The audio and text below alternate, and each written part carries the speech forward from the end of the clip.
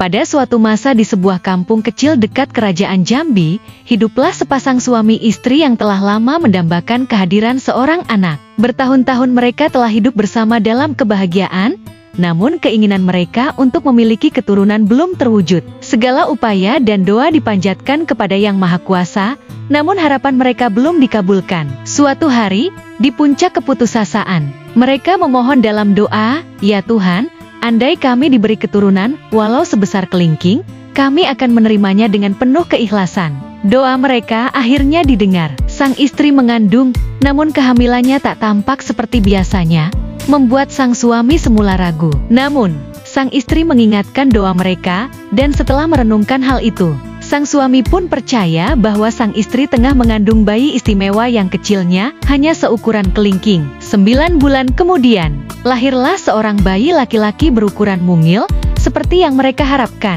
Bahagia, mereka menamainya Kelingking dan membesarkannya dengan penuh kasih sayang, meski tubuhnya begitu kecil. Waktu berlalu, dan si Kelingking tumbuh dewasa meskipun tubuhnya tetap sebesar kelingking. Namun, kekurangannya itu tidak membuatnya menyerah. Si Kelingking ternyata sangat cerdas. Suatu hari, kampung mereka digemparkan oleh kedatangan seekor raksasa yang lapar dan membuat penduduk ketakutan hingga mengungsi. Meski semua orang takut, si Kelingking bertekad menghadapi raksasa itu. Dengan izin kedua orang tuanya, ia mempersiapkan rencana. Saat raksasa tiba, si Kelingking meminta ayahnya menggali sebuah lubang untuk ia sembunyikan diri. Ketika raksasa berteriak mencari penduduk, si Kelingking membalas dengan suara lantang dari dalam lubang. Mendengar suara keras yang berasal dari tanah, raksasa merasa takut dan bingung, mengira ada seseorang yang sangat sakti di kampung itu. Panik, raksasa kabur dan jatuh ke jurang hingga tewas. Kisah keberanian si Kelingking tersebar hingga ke telinga raja. Si Kelingking diundang ke istana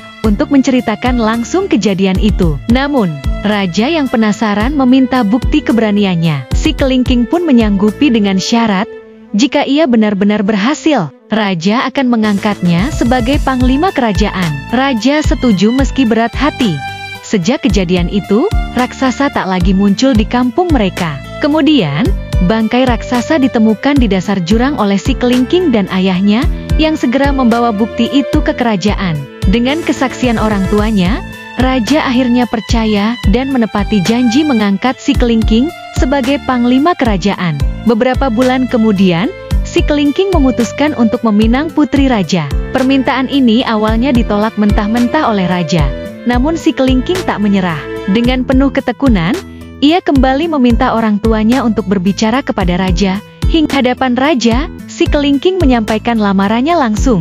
Sang putri yang terharu dengan ketulusan si Kelingking akhirnya membujuk ayahnya hingga raja menyetujui pernikahan mereka. Perayaan pernikahan berlangsung meriah, meski tubuh kecil si Kelingking tak tampak dari jauh di pelaminan. Usai pernikahan, raja memberi separuh kekuasaannya kepada si Kelingking dan mengizinkannya membangun kerajaan sendiri bersama sang putri. Namun, setelah berumah tangga, sang putri merasa heran karena si Kelingking sering menghilang.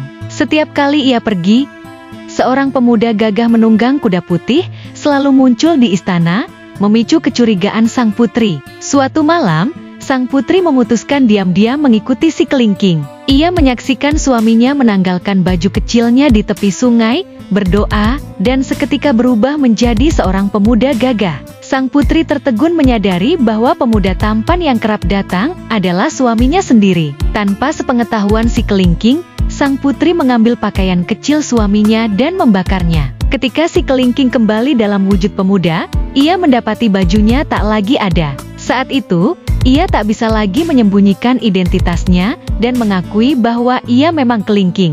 Sang putri pun mengaku telah mengetahui rahasia tersebut dan sengaja membakar bajunya agar suaminya tak lagi kembali ke wujud kecilnya. Sejak itu, keduanya hidup bahagia dan damai.